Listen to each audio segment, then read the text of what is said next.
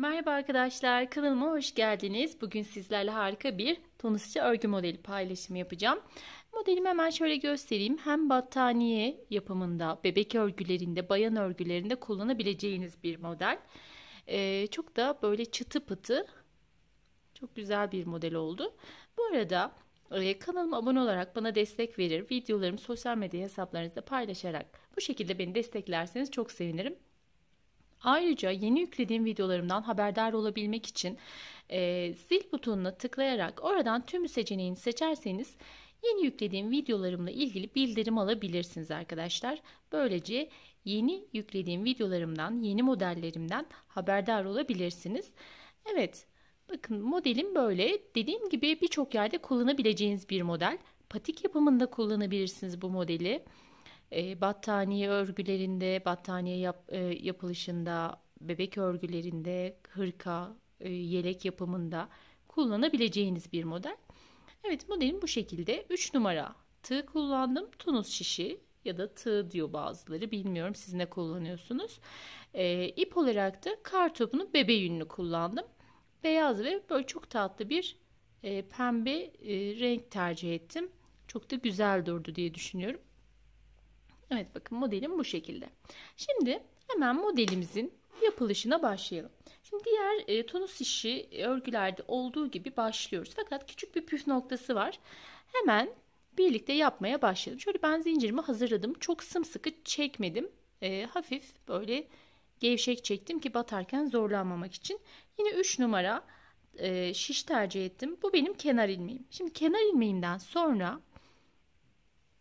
1 2 3 4 ve 5. Bakın şu kenar ilmeğim, bu 5 tanesi modelimin denk getireceğimiz yer, modelimizi kuracağımız yer. Şimdi 5 tane ördüm. Bunu atladım, bir sonrakine başladım.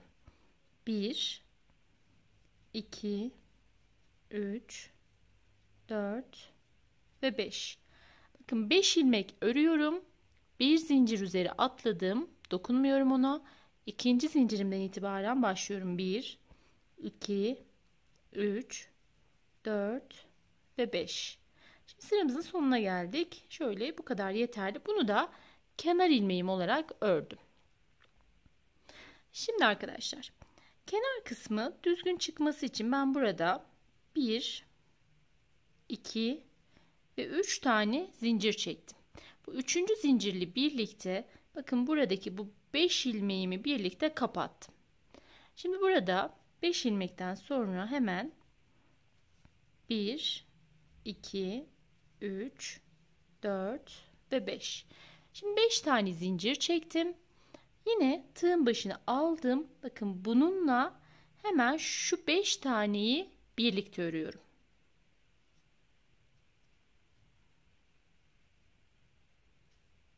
Bu şekilde. Yine 1, 2, 3, 4 ve 5 tane zincir çektim.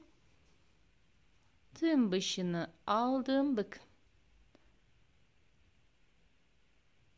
Bu şekilde. Bu benim kenar ilmeğim. Burada bunu kapatıyorum. Ve kenar ilmeğimi de ördüm. Bu şekilde sıramı tamamladım. Şimdi burada rengimi değiştiriyorum. Diğer rengimi aldım. Bu kez böyle tatlı bir yeşil kullanacağım. Hemen tığıma diğer ipimi ekledim. Şu şekilde de sıkıladım. Şimdi arkadaşlar burada beyaz ipimi bıraktım. Hemen bakın buraya herhangi bir şey yapmıyorum. Şurada zincirim var. 5 zincir çektik. 6. ile topladık. Biz bu 5 zincirin üzerine modelimizi yapıyoruz. Birinci zincire battım. Bakın bir tane ilmek çıkardım. Hemen yanındaki ikinci zincire battım. Bir ilmek çıkardım. Şimdi burada atladığım bir zincirim vardı. Bakın şurada şöyle yavaş bir şekilde göstereyim. Şu alt kısımda atladığım zincirim var. Bu zincirime batıyorum. Buradan ilmek aldım. Aldığım ilmeği bakın şöyle bir zincir çekerek kapattım. Sonra tekrar devam ediyorum. Sıradaki 2 zincirime batıyorum. Şimdi 5 zincir vardı. Bu üzerine geldi 3. zincirin. Ona dokunmadım. 4 ve 5.'ye yine bu şekilde ilmek çıkardım. Bakın bu şekilde devam ediyorum. Şimdi buna hiçbir şey yapmıyorum. Buradan devam ediyorum. Bakın 1, 2, 3, 4 ve 5. Zaten 6.'yı burasıyla birlikte kapattığımız için o 6. zincir görünmüyor bakın. 5 zincir var gibi duruyor. Hemen buradan bakın buradan birinciden başladım. Bir ilmek çıkardım. Hemen yanındaki zincire battım. İkinci ilmeğimi çıkardım. Şimdi burada atladığım zincirim var. Hemen bu atladığım zincirimin içerisine batıyorum. Buradan bir ilmek çıkardım. Şu şekilde çok sımsıkı kapattım. Devam ediyorum. Bakın üçüncü zincirin üzerine bu denk gelmiş oldu. Böylece ben 4 ve 5'ten de bir ilmek çıkardım ve sıramı tamamladım. Tekrar devam ediyorum. Şimdi bakın sıramın sonundayım. Sıramızın sonunda burada 3 zincir çekmiştik. 3 zincir şöyle içe doğru geldiği için hani toparlamasın diye ben şuradaki ilk zincirime battım. Kenar ilmeğimi ördüm ve sıramı tamamladım. Şimdi arkadaşlar burada az önceki gibi 3 zincirle dönmeyeceğim. Şöyle fazlalık şöyle dursun. Bakın şu 3 model üzerinde anlatıyorum. Şimdi burada 6 tane zincir çekiyorum. 1 2 3 4 5 bakın 6. zincirimle birlikte buradaki 5 ilmeğimi de birlikte kapattım. Tekrar 1 2 3 4 ve 5 tane zincir çektim. Şimdi bakın 5 zincirimi çektim. Tığın başını aldım. Bunu ve buradaki 5 tane olan ilmeğimi hepsini bir kapattım. Yine 1 2 3 4 ve 5. 5 zincir çektim. 6.'yı bununla birlikte kapattım. Şimdi burada hemen rengimi değiştiriyorum. Evet bakın şimdi tığımın üzerine beyaz ipimi aldım. Şimdi burada 5 zincirim var. Buradan başlıyorum. 1 şöyle şuradaki ilk zincirimin içerisinden batarak başlıyorum. Çok sımsıkı çektiğinizde böyle bazen zorlanabiliyorsunuz arkadaşlar. Bakın ilk 2 ilmeğimi ördüm. Şimdi ilk 2 zincirimin içerisinden ilmek çıkardım. Şimdi şu beyazın şu ortasına batıyorum. Buradan ilmek aldım. İlmeğimi bu şekilde bir zincir çekerek sabitledim. Şimdi devam ediyorum. Bakın 4 ve 5. zincirimin içerisinden bir tane ilmek çıkardım. Şimdi şuraya hiç dokunmuyorum. Yine zincirimin üzerine geliyorum. Birinci zincirden bir ilmek çıkardım. İkinciye geldim, bir ilmek çıkardım. Şimdi hemen şunun tam ortasına battım bu şekilde. Bir tane ilmek çıkardım. Bir zincirle buraya sabitledim. İlmeğimi hafif serbest bırakıyorum. 4. ve 5. zincirlerimin üzerinden bakın 1 ve 2 ilmek çıkardım. Şimdi buraya geldim. Bakın bunun hizasındayız. Yine buraya da model kuracağız. Birinciden ilmek aldım. İkinci zincirimden ilmek aldım. Üçüncü ilmeğimi bunun ortasına batarak aldım. Bu şekilde. Şöyle bir zincirle sabitledim. Daha sonra hemen şöyle dördüncüye batıyorum. Ve beşinciye battım. Bu şekilde modelimi tamamladım. Şimdi buraya batarak kenar ilmeğimi yaptım.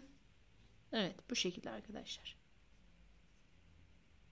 Sıramı böylece tamamlamış oldum. Şimdi ne yapıyorum? Yine buradan başladım.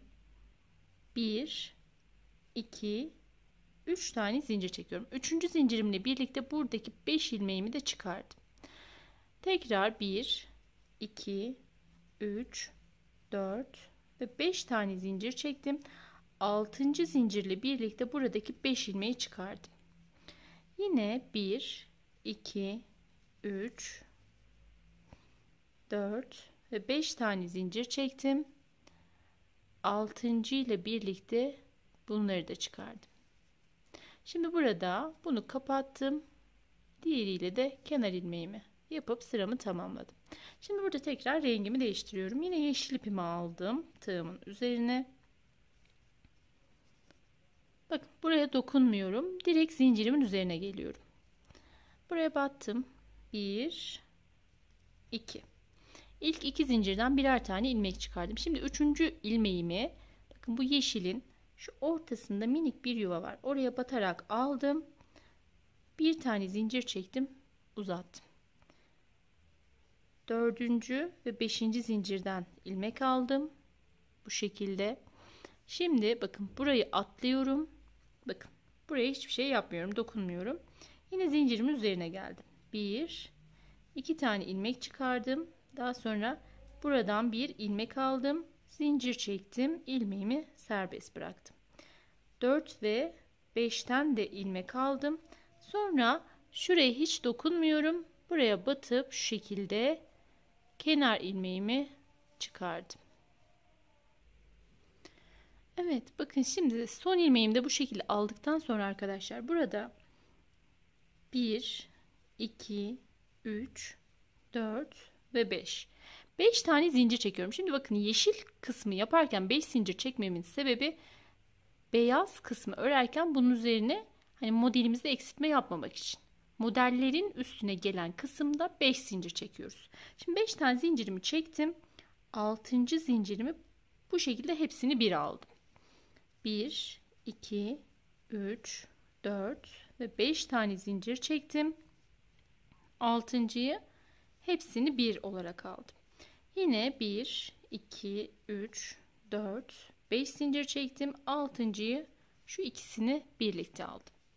Şimdi tekrar beyaz ipimi aldım. Tığımın üzerine buradan başlıyorum. 1 2 ilmeğimi çıkardım.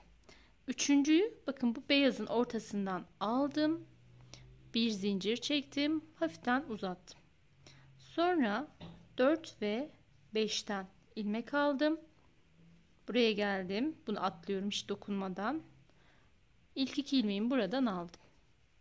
Sonra bu beyazın ortasından ilmek aldım. Bir zincir çektim, uzattım.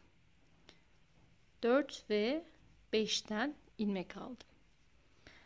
Aynı şekilde tekrarlayarak devam ediyor arkadaşlar modelim. Evet, sıramız sonunda şöyle 1 2. Bu da benim kenar ilmeğim. Bir ilmek de buradan alıyorum ve sıramı tamamladım. Bakın modelim aynen bu şekilde. Tabii ki büyüdüğünde model kendini çok daha gösteriyor. Bakın burada daha belirgin duruyor. Arka yüzünde göstereyim. Arkası aynen bu şekilde, hiç kötü bir görünümü yok. Battaniye yaptığınızda örneğin herhangi bir astar kullanmadan rahatlıkla kullanabileceğiniz bir model arkadaşlar. Evet, modelim böyle.